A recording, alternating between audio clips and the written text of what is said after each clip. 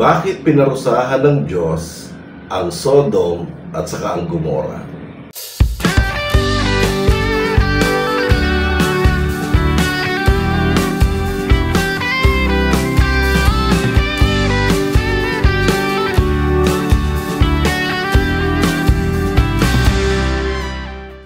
Mapagpalang buhay po sa ating lahat, mga ka-worship. Ang paksa po na ating pag-aaralan ngayong araw ay bakit pinarusahan ng Diyos ang Sodom at saka ang Gomora? Alam ho ninyo, ito po ay isa sa mga kilalang kwento sa Old Testament sapagkat ito pong dinaanan po ng dalawang bayang ito ay kalunos-lunos. Wala hong natira. Actually, ang sabi po doon sa mga nabasa kong mga pag-aaral, na uwi daw ho sa abo ang lugar na ito at walang tinirang buhay. Kumbaga, lalaki, babae, bata, matanda, yung mga alagang hayop, pati nga yata, pati ipis at daga, pinatay. Naubos ho ito sa magitan po ng tinatawag na ball of fire coming from the heaven. At yan po ang pag-aaralan natin ngayong araw sapagkat parang storytelling lang para maunawaan po ninyo ang nilalaman ng buong kwento. Ito po ay hango po sa Genesis chapter 13, chapter 14, chapter 18 at saka chapter 19. So kung may mga Bible po kayo, mapa-Tagalog man yan o mapa-English na NIV, much better po ay basahin niyo po habang sinasabi ko po itong aking narrative. Nagsimula po yan kay Abraham. Na si Abraham, dati ang pangalan na Abram, at pagkatapos ay kinausap siya ng Diyos na iwanan niya ang kanyang pamilya, iwanan niya ang Ur ng Caldea, at tumalima naman si Abraham dito. Siya ay naglayag or umalis, sinama niya ang kanyang asawa, at sinama niya po ang kanyang pamangkin na walang iba kung hindi si Lot. Okay? Sinabi dito sa paglalakbay ay unti-unti yumaman na si Abraham. Okay? At yumaman din si Lot. Okay? Hanggang sa sinabi nga dito na merong pagkakataon na dahil sa napakarami na nilang mga alagang hayop, both si Abraham at saka si Lot, pati mga kawan at tauhan ay marami na rin. Ano pat madalas pong nag-aaway ang mga pastol ni Abraham at saka mga pastol ni Lot. Okay? Noong mga panahon na yun. At ito po yung makikita po natin sa Genesis chapter 13 verse 6 and 7. At sabi nga dito, nag-usap sila dalawa. Sabi na, Uncle, parang hindi mainam na ang ating mga tao ay nag-aaway-away. Sabi ni Abraham, oo nga. Hindi mainam, pamangkin, sapagkat di tayo dapat mag-aaway sapagkat magkamag-anak tayo. Ngayon, ang pinakamainam ganito. Ikaw ang pumili ng lugar, sabi niya, kung pipiliin mo ay kanan, sa kaliwa ako titira. Okay? Kung ang pipiliin mo naman ay kaliwa, sa kanan ako titira. At dahil doon, si Lot ay lumingon at napili niya ang kapatagan ng Jordan. Okay? At sabi niya, Uncle, dito po ako titira sa kapatagan ng Jordan. Sapagkat ang kapatagan po ng Jordan ay napaka-inam tirahan. Kaya lang may problema, mga kapatid. Dito rin nakatira ang mga tao or dito rin ang syudad na kung saan tinatawag na Sodom at saka ang Gomora. Well, sa paghiwalay po ni Abraham at saka ni Lot, maayos naman sapagkat ang bagay pong ito ay napag-usapan nilang mag-uncle. At yun nga po, si Lot po ay humayo na at pinagpala naman siya ni Abraham. Samantalang si Abraham po ay nanatili po doon po sa Shechem na kanya pong tinitirahan. Okay? Sa pagtakbo ng panahon po, nangyari po ay pumasok po si Lot sa syudad ng Sodom at doon po siya nanirahan. Kaya lang, palibasa siya po ay nasa aral at pagpapalaki ni Abraham. Kapansin-pansin na naninibago siya doon sa kultura na umiiral. Bakit po? Ang kultura kasi pinapairal ni Abraham ay ang kultura na mayroong Diyos. na may paghahandog, may ginagawang altar, at pagkatapos ay nag-o-offer sa Diyos na kung saan ay tinatawag na Diyos ni Abraham. Walang iba kundi si Yahweh. Dito po ay walang ganon. Masakit dito ang kinakisnan na kultura ni Lot ay kultura ng pananampalatayang galing kay Abraham. Well, ano ba ang nangyari? Umalis ba siya? Ay, ayoko dito. Hindi po eh. Ang nangyari po, si Lot po ay pumayag na rin na tumira sapagkat ang paniniwala po ng mga Bible scholars dito, nagustuhan kasi ng asawa ni Lot na doon tumira. At sinabi niya, sweetheart, mukhang okay naman dito. Dito na tayo tumira at masaya. Kumbaga, masaya po eh. Masaya at saka parang carefree lang. Kumbaga, wala silang pakialam kung ano mangyayari sa future. At ang buhay po doon ay masaya. Kaya lang, dahil sa masaya, magulo. At pag magulo, nandoon po yung hostility at nandoon po ang lahat ng klase ng mga bagay na paiiralin nila na hindi sasalungatin ng batas sapagkat ang Sodom po at saka ang Gomora ay walang pinaniniwalaang batas. Lahat pwede. Kumbaga, ang corruption, legal. Ang adultery, legal. Ang pornography, ang fornication, lahat po yan ay legal. Kaya po mga bata pa lang dyan, sanay na po sila at mulat na sila sa mga bagay na tinatawag ng laman, kagaya ng sex. Yan po ang nangyari. Well, anyway, sa pagtakbo po ng panahon, si Lot po ay tumira na doon. Okay? Dumating pa nga po sa pagkakataon na kung saan ay sa chapter 40 ng Genesis, si Kedorlaomer ng Elam, si Haring Armapel, si Ariok, at saka si Tidal ng Joim, nagsama-sama ho sila para po atakihin, kalabanin, lusubin ang Sodom at Gomora. At napagtagumpayan po nila ito. Naatake nila ang kaharian o ang syudad ng Sodom at saka ng Gomora at maraming namatay. Pero alam nyo, ang isa sa significant thing ng pag-aatakin na ito na pinamumunuan ni Kedorlaomer ay yung kinidnap niya pa si Lot at ang pamilya nito. Okay? At nakarating yan kay Abraham. Namang Abraham, may nangyari po sa Sodom and Gomora. Ano yun? Inatake po ni Haring Amraphel, ni Ariok, ni Kedorlaomer, at saka ni Haring Tidam. Ang Sodom at Gomora, marami hong napatay at marami pong mga bagay na hindi maganda. At ang pinaka hindi maganda ho dito, yung pamangkin nyo po ay isa sa mga nabihag kasama ang asawa at mga anak. Kaya yan, ang nangyari ay inatake ho ni Abraham yan upang iligtas hindi po yung Gomora o ang Sodom, kung hindi ang bihag na walang iba kundi ang kanyang pamangkin. Ano nangyari? Nagtagumpay ba si Abraham? Opo, nagtagumpay po si Abraham. Well, anyway, ang nangyari po dito, naging okay naman. Nagpasalamat nga yung hari ng Gomora kay Abraham sa ginawa niyang pagliligtas sa mga kababayan. Pero ang talagang pakay naman talaga ni Abraham dito ay walang iba kundi ang kanyang pamangkin. Well, anyway, ang pagpapasalamat po ng hari ng Gomora kay Abraham ay tinanggap naman ni Abraham. Okay? Kaya lang ano nangyari? Si Lot po kasi, matapos manakawan, matapos masunugan, matapos makidnap, bumalik pa rin ng Sodom. At doon pa rin siya tumira. Doon pa rin sila tumira ng asawa niya at ng kanyang anak. Okay? At sa tinakbuhan ng kwento, alam ninyo, pasama po ng pasama ang activity o ang mga ginagawa ng dalawang bayan na ito na nasasaksihan ng mga anghel sa langit. At dahil dito ay dumating na sa sukdulan ang kanilang mga pinaggagawang karumaldumal sa harapan ng Diyos.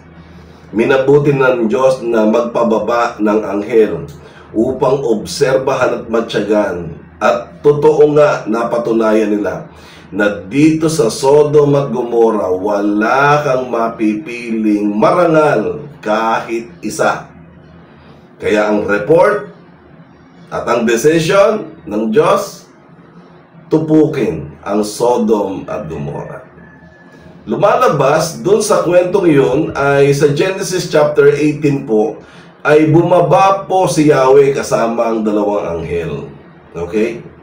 Sabi po dito, habang si Abraham daw ay nasa tabi ng isang sagradong puno sa Mamre, ay nakita niya na merong 3 lalaking nakatayo sa hindi kalayuan.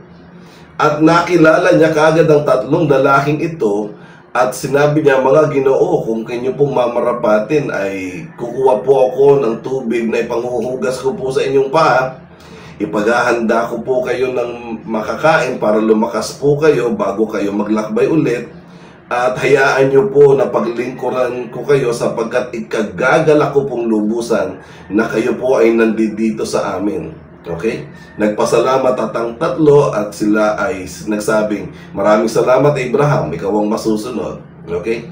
Tapos yun nga, sinabi ni Abraham kay Sarah, Sarah, madali ka, kumuha ka ng tinapay at keso at magkatay ka. In other words, maghanda ka. May bisita tayo, parang gano'n. At dahil doon ay kumain po si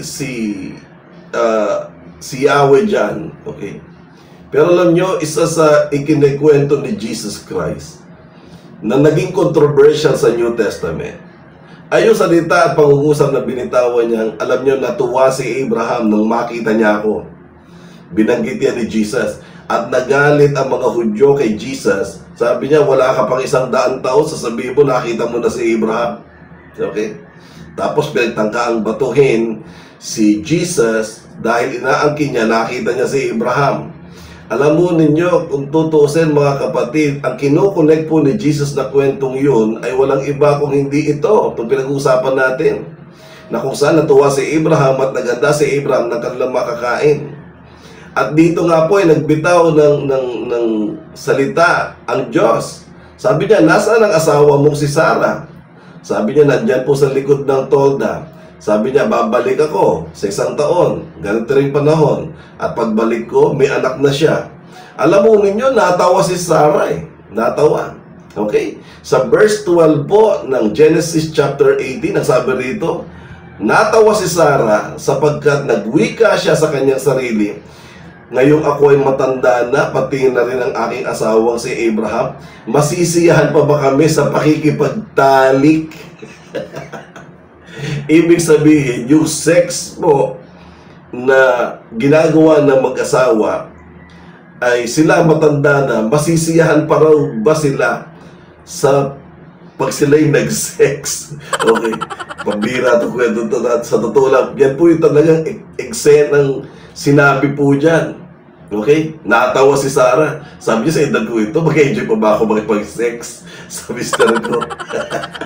Well, anyway po, sabi niya, bakit natawa si Sarah?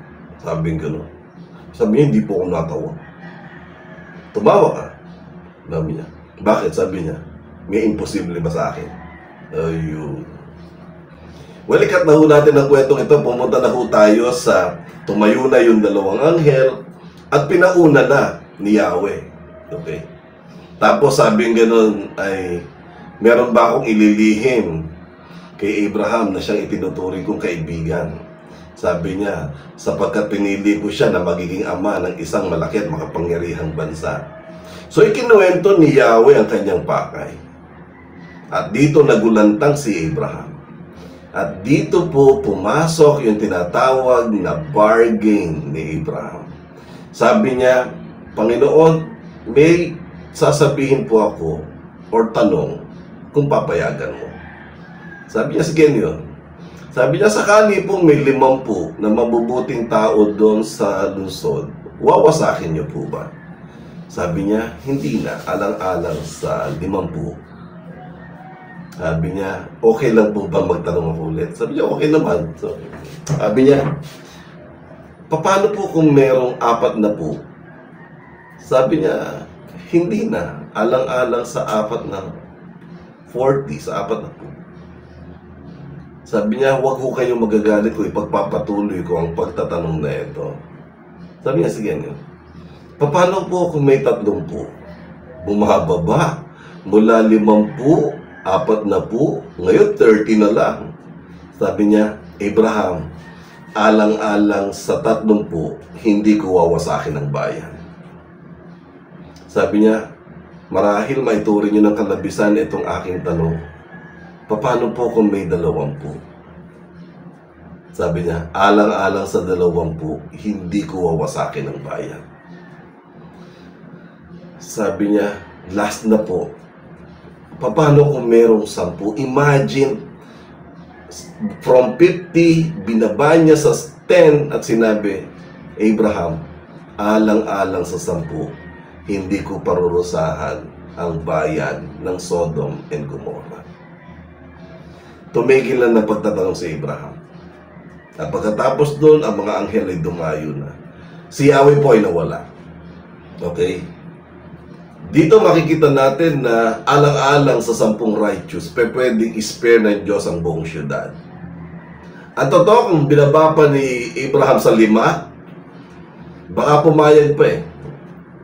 Total na doon na rin lang siya sa bargaining na ginagawa. Ito akin lang ha. Kung sinabi niya, paano po kung may isa na matuwid? Sa tingin niya na makikisagot ng Diyos. Ako ang tingin ko, sasabihin ng Diyos kay Abraham, Abraham, alang-alang sa isa, hindi ko gugunawin ang bayan ng Sodom and Gomorrah. Akin na ko yun. Well, anyway, cut po ang kwento. Dumating ang 2 anghel sa Sodom and Gomorrah at napansin ito ni Lot. At dito sa kwentong ito, sabi niya, mga Ginoo, sabi niya, sa akin na ho kayo tumuloy at paglilingkuran ko kayo, ipaghuhugas ko po ang inyong mga paa at ipaghahanda ko po kayo ng pagkain. Sabi ng 2 anghel, hindi na, dito lang kami sa plaza tutuloy. Sabi niya, mga Ginoo, ini-insist ko po na sa amin po kayo tumuloy. Pumayag naman yung 2 anghel. Hanggang sa yun nga, yung kanyang warm hospitality ay binigay niya doon sa 2 anghel. At pagkatapos ay, nako, may nangyari. Palibasa paggabi na yon, ay kinakatok na ngayon si Lot ng mga tao. Lot, sabi niya, may bisita ka pala dyan. Ang pupogi ah. Sabi niya, palabasin mo. At sisipingan namin. You could just imagine, mga ka-worship, ang mga salitang binibitawan nito ng pawang mga lalaki ay isang sexual thing. Sisipingan. Ibig sabihin, makikipag-sexual intercourse sila sa mga anghel na ito na pareho namang lalaki din. At ang sabi po ng Genesis chapter 19, ang magkakalabog, ang tumutuktok po ng pintuan at pinipilit wasakin ng pintuan ng bahay ni Lot ay mga lalaking bata, pati mga matanda. Ibig sabihin, walang pinipili. Para bang sakim na sila o matakaw na sila sa tawag ng laman. At para masatisfy ang panawagang ito, gagahasain nila yung 2 anghel. Hanggang sa sabi ni Lot dito, mga Ginoo, igalang niyo ang aking mga bisita. Gusto niyo, may anak akong 2 dalaga. Sabi niya, yun na lang po ibibigay ko para siya niyo pong gamitin. Huwag ang aking bisita. Tumanggi sa ino-offer ni Lot na ang kanyang mga anak na babae ang ibigay para yun na lang ang kanilang sisipingan. Tumanggi, sabi niya, ayaw namin, ang gusto namin yung 2 na pogi na nasa loob. At lumabas po ang mga anghel na ito at tinitigan po sila at lahat po sila ay nabulag, mga kapatid. At nung mabulag, eto na, sinabi niya, Lot, magmadali ka na, umalis ka na dito. Yayain mo ang asawa mo, yayain mo ang mga anak mo. Eh, yung mga anak niya ay may mga boyfriend. Sabi niya, yayain mo din. Sino may yayaya mo, yayain mo na. So niyaya, pinuntahan ni Lot yung dalawang boyfriend ng kanyang mga anak. Ano nangyari? Hindi pumayag, pinagtawanan lang si Lot. Hindi man lang nga nirerespeto. At ang nangyari, hindi po pumapayag po eh. Sabi niya, umalis na kayo. Okay? At pinapaalis sila ng anghel, pumunta doon sa pinakamalayong bundok. Nakiusap lang si Lot. Sabi niya, dito lang po ako sa bayan ng Seir.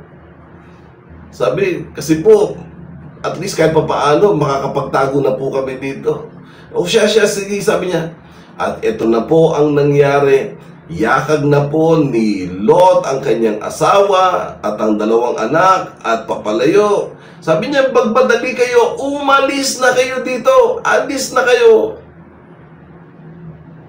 At nung natansya na ng anghel na hindi na maaapektuhan ang pamilya ni Lot, yan na po yung signal upang bumaba na ang kaparusahan ng Diyos sa pamagitan po ng apoy na mula sa langit. Ano pa, at natupok po ang buong syudad, ang Sodom at ang Gomora.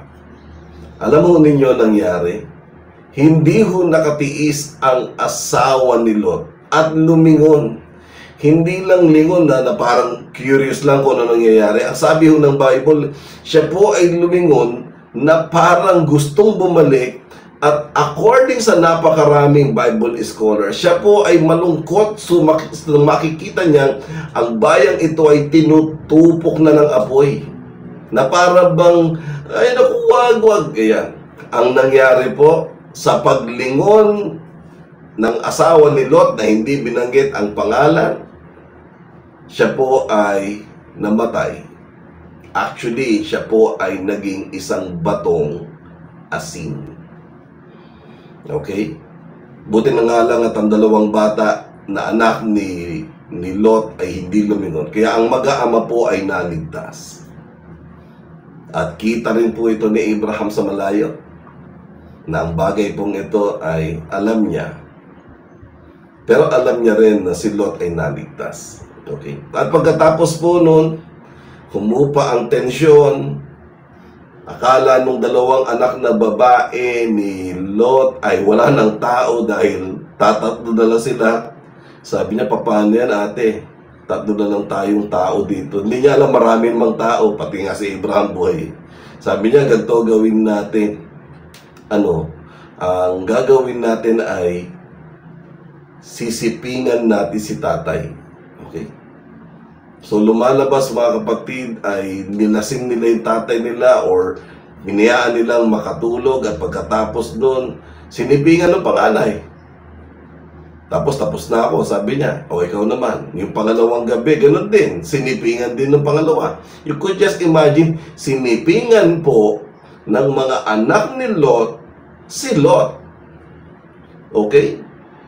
So, yung kultura po ng kasalanan, bumaon na sa mga anak na akala nila yung ganong klaseng incest, yung sexual relationship between relatives po, mag-ama, nagtalik, okay? At nabuntis po yun. Nabuntis po ang dalawang anak na ito na pinagmulan po ng dalawang lahing kinasusuklaman ni Yahweh, ang mga Moabita at saka ang mga Amonita. So yan po ang kwento na atin pong makikita sa Genesis chapter 13, 14, 18 at saka ang 19. Ngayon ang tanong, ano talagang kasalanan ng Sodom at Gomora? Bakit yung ganong klaseng parusa ang binigay ng Diyos sa kanila? Ang sagot po ay makikita natin sa Ezekiel chapter 16 verse 49 at saka verse 50. Ang sabi rito ay ganito, "Now, this was the sin of your system, Sodom. She and her daughters were arrogant, overfed, unconcerned. They did not help the poor and needy. they were haughty, they did detestable things before me, and therefore I did away with them as you have seen. Okay, gawin nating enumeration ang bawat kasalanan. Isa-isahin ko po. The sin of Sodom and Gomorrah, or sabihin na lang natin, the sin that started in Sodom that have been infected likewise po sa Gomorrah. Number 1, no one is righteous in Sodom. No one. Wala po. Okay? Number 2, they were arrogant. Sabi po yan ni Ezekiel. Okay? Arrogant. Maangas, siga, mapanakit. Okay? Yung pagdadaan ka lang, hihingan ka ng pera. Ganyan po ang talamak na kultura dyan. Number 3, they were overfed. Yung bang matatakaw, mga sakim, wala ho silang kabusugan. Meron na gusto madagdagan pa. Yan po ang overfed. Number 4 po, they were unconcerned. Wala ho silang malasakit. Pag nakitang ikaw ay humahandusay na dyan at duguan, pakialam nila.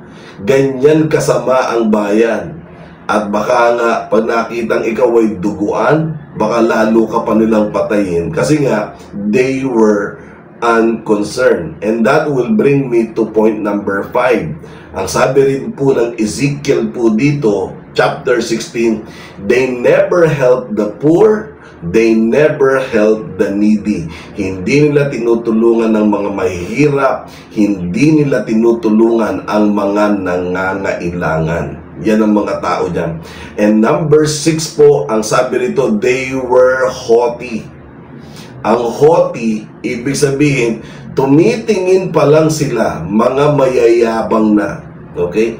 Kumbaga, pagsamahin mo yung haughty at saka arrogant, yung bang nakaganyan na kaagad, mataas na kaagad ang kanyang tingin sa sarili niya, tingin pa lang, mayabang na. They were haughty. At sabi po dito sa number 7, they practiced detestable things before God. Ito po ang pinakamabigat, mga kapatid.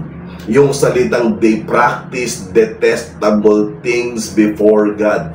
Kasi papasok po dyan yung number 8 na kung saan because of detestable things po na example dito ay walang iba kundi they were extremely sexually immoral. Okay? Lalaki sa lalaki, matanda sa bata, bata sa bata, bata sa matanda. Okay? At ang tindi po nito, ang sabi po dito, there's no record that they worship idols. Why? Because they are the idols of themselves. Walang record na sila'y sumasamba sa Diyos-Diyosan. Bakit po? Sapagkat ang kinikilala nilang Diyos ay ang kanilang mga sarili. Sila ang Diyos nila. Yan ang kasalanan ng Sodom and Gomorrah. Ngayon, pag-usapan natin si Lot. Ano ba ang problema? Si Lot kasi, mali ang kanyang mga desisyon. Imagine, ang kanyang bayan po ay nilusob. Nakatira siya sa Sodom eh.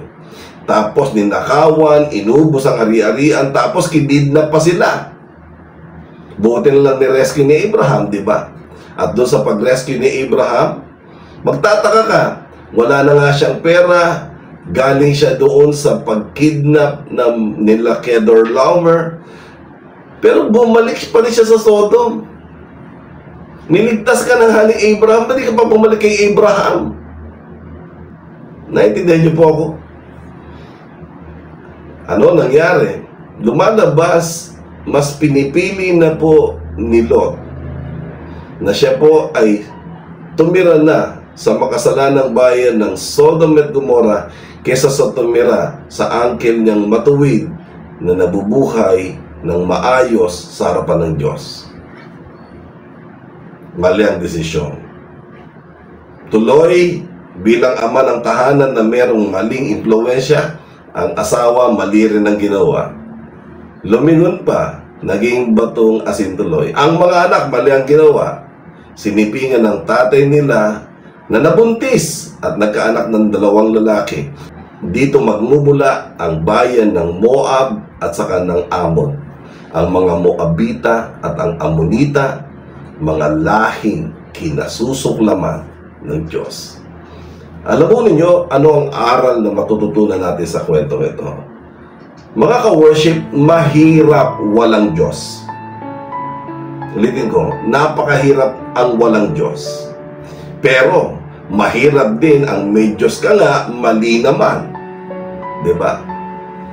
Tapos, mahirap din yung may Diyos ka nga, tama nga ang kinikilala mong Diyos, pero wala ka namang pananampalataya.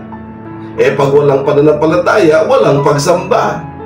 At dahil nga walang pagsamba, wala ring dahilan ang pagkilala mo na dapat sana tama ang Diyos na nakilala mo. Ang pinaka mahirap na karibal ng Diyos ay walang iba kundi sasamba ka sa iba. O sasamba ka sa Diyos-Diyosan. Okay? At ang pinaka mahirap talagang tanggalin na Diyos-Diyosan ay walang iba kung hindi ang pagsamba mo sa iyong sarili. Na ikaw ang Diyos ng sarili mo. Kagaya ng mga tao sa Sodom and Gomorrah. Ano po ang hamon sa atin ng kwentong ito? Huwag na huwag kang gagaya sa Sodom. Ang Diyos nila ay ang kanilang sarili. Daig pa niya nang meron kang Diyos-Diyosan dahil ang sinasamba mo na ay walang iba kung hindi ang sarili mo. So yun lamang po mga ka-worship. I hope kayo po ay napagpala ng kwentong ito na atin pong tinalakay ngayong araw. Okay? At naintindihan nyo na ngayon sa simpleng panayam kung bakit pinarusahan ng Diyos ang Sodom at Gomorrah. I hope kayo po ay may natutunan sa kwento na akin pong isinalaysay. At nagpapasalamat po ako sa inyong patuloy na pagsusubaybay. Yan po ang nagbibigay drive sa akin para lagi po ako mag-post ng video. Okay? So, ako po ay magpapaalam na. Pero bago po ako magpaalam, ako po ay magsha-shout out kay Sister Mabel Watanabe. Magandang araw sa iyo, ka-worship. Salamat sa patuloy mong panonood. At magsa-shoutout na po ako sa iba pang mga kapatiran natin na nais nyo mabanggit ang inyong pangalan. Pero sa ngayon po, nabasa ko lang po kasi doon sa aking email ay si Sister Mabel Watanabe from Japan. Ingat ka dyan kapatid, samahan ka ng Lord at makakita ka ng church na kung saan ikaw ay magpapatuloy ng iyong paglago sa pananampalataya sa ating Panginoon. At ako po mga kapatid ay pansamantala magpapaalam sa pangalan po ng programang itong Usapang Born Again at sa pangalan po ng aming church, ang Jesus Heart of Worship Church. Ako po si Brother Dong Galang. Pansamantala magpapaalam sa mga susunod na video po ay inaasahan ko po magkikita-kita po tayo sa mga ipapalabas ko pang mga kwento na galing po sa banal na kasulatan. Maraming salamat ka-worship. Samahan ka ng Diyos at pagpalain. Ako po ay magpapaalam na at God bless us all. Bye-bye. Please like, subscribe, and hit the notification bell para updated po kayo sa mga latest videos na ilalabas ko linggo-linggo. Maraming salamat po.